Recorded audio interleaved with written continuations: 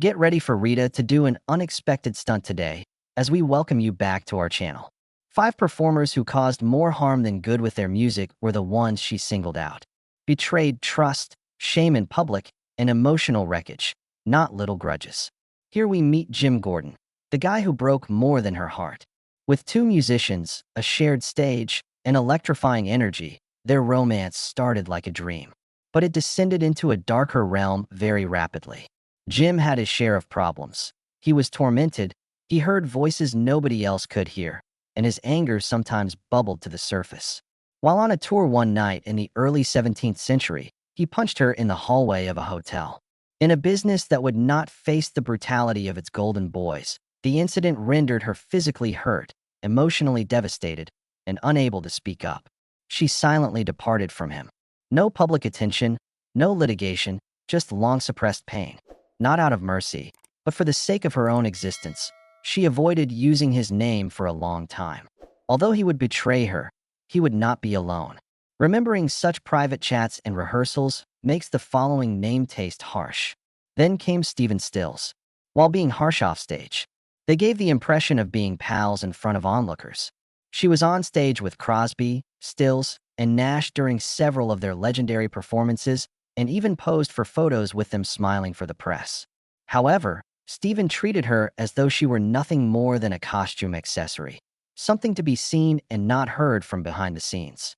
Like static in a room, he ignored her suggestions. Though her recommendations, melodic ideas, and delicate harmonies were sometimes met with snark and disdain during rehearsals, they were never fully implemented. His muttering was more ornamental than directive. He treated her as though she were an object to be observed rather than heard.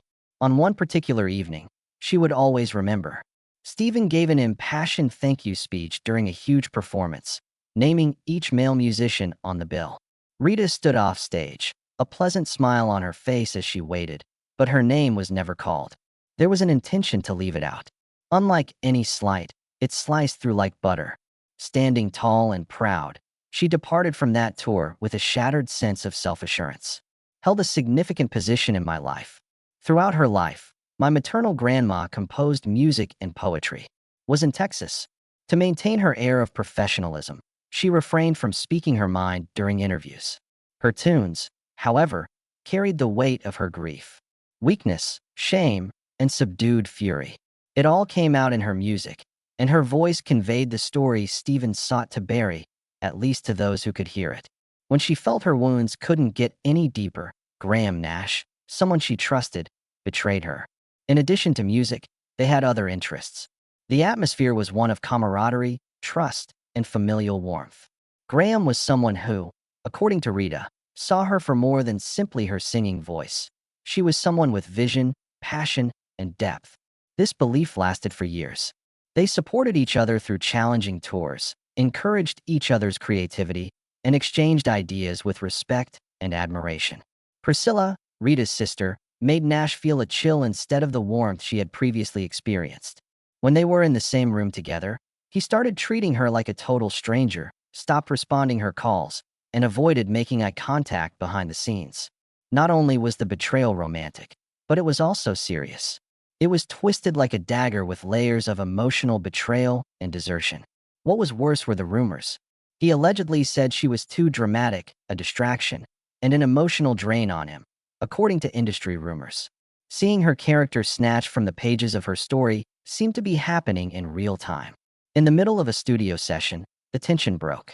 An avalanche of small jabs, sideways looks, and sighs during her takes ensued. A chain reaction of passive-aggressive remarks caused the air to become heavy with anger and animosity. I will never forget the words that were spoken. They didn't finish the songs. The bond has broken down. There was no mending in the silence that followed their final recording session together. No substance had been added to it. Why? Because being banished from a place you once called home hurts more than anything else. After enduring a series of devastating losses, Rita believed she had seen it all until Eric Clapton, a musician whom the world still holds in high esteem, erased her from music history. Many of you are likely familiar with Layla's epic tale. Little did you know, Rita Coolidge had a hand in crafting a memorable piano coda that would go on to become a staple of the piece. He wrote it while feeling exposed. while I sit next to Jim Gordon, surrounded by trust and a melody. Believing in love and teamwork, she gave everything over. Betrayal occurred on two fronts thereafter. Gordon stole it and sang it without giving her the credit. As a thank you from Gordon, Clapton incorporated the coda into the Derek and the Dominoes song. Out in public, he lauded Gordon and dubbed the piece genius, while utterly ignoring the question of its original creator. The Doors would not budge no matter Rita's efforts to speak out. Nothing was spoken by the man. Rock was a boys' club in the early 17th century, and it was easy to ignore a woman like Rita because of her quiet demeanor, graceful movements, and lack of combative attitude. Despite her excellent singing voice, she was actually disregarded. The ascent became famous, and she saw it all unfold. Observed as Gordon celebrated, I sat back and marveled at Clapton's band's excellent performance. Someone, anyone, had to tell her the truth, so she waited. Nobody achieved it. There have been no credits, no liner notes, no royalties, and no recognition in tributes or documentaries for her work. Those who let out a piercing scream whenever her name is omitted from the credits. Applause was drowned out by that hush, according to Rita. She turned it into the soundtrack of her stolen heritage. And as the list came to a close, the last name was uttered with the heartbreak of a lover left behind, rather than wrath. Leonard Russell. There was creative magic and emotional anarchy in their intense love affair. Out in the open, they appeared to be inseparable, a fusion of passion and insanity, the ideal couple. But when no one was around, the beat changed, and tension was palpable. Envy, and the gradual decline of regard for one another. As soon as the affair ended, Leon made it clear that he had his way. His actions betrayed his gratitude for her assistance in opening doors. He murmured things that she couldn't prove but felt all over, shunned her from projects they had collaborated on, and turned their mutual colleagues against her. The breakup wasn't a simple breakup, he said they're common friends. She was overly possessive, too fragile, and not fierce enough for rock. Disguising itself as creative discord, it was actually a campaign of defamation. For a split second, she was his inspiration, and then she was absent from her own story. Even though she had helped immortalize the studios, he made her feel like a ghost there. There was no retaliation from Rita. Neither did she get angry or destroy any relationships. She opted to do her usual, excellent thing instead. Poetry emerged from her anguish. Despite her injuries, she managed to walk away unharmed. Some of her most devastatingly beautiful songs were written during her periods of stillness. Why? Because music was more than simply a profession to Rita. Succeeding was the only goal. This was her way of screaming whenever nobody would listen to her. An icon of composure, kindness, and elegance, Rita Coolidge was forever the peacemaker in a society that praised ostentatious males and despised subdued women. But there are limitations to even grace. Today, that facade of remaining silent has crumbled. The curtain was peeled back on decades of repressed pain as she did this. Concerning long-ignored wrongs, regarding names whispered in private. Instead of speaking out of shame, she spoke so that she could breathe again, so that she could regain the parts of herself that had been stolen in hidden studios, in whispered betrayals, and in the awkward moments between applause, where the truth was never accepted. After decades of holding her breath, each story she delivered was like releasing a heavy sigh.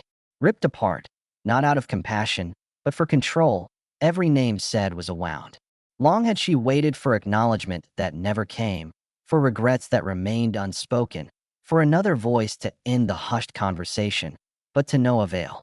Carrying the weight of betrayal, neglect, and the loneliness concealed by grace, she eventually came to terms with the fact that quiet was not a shield nor a refuge, but rather a prison, and the truth. Truth was now off limits to Rita.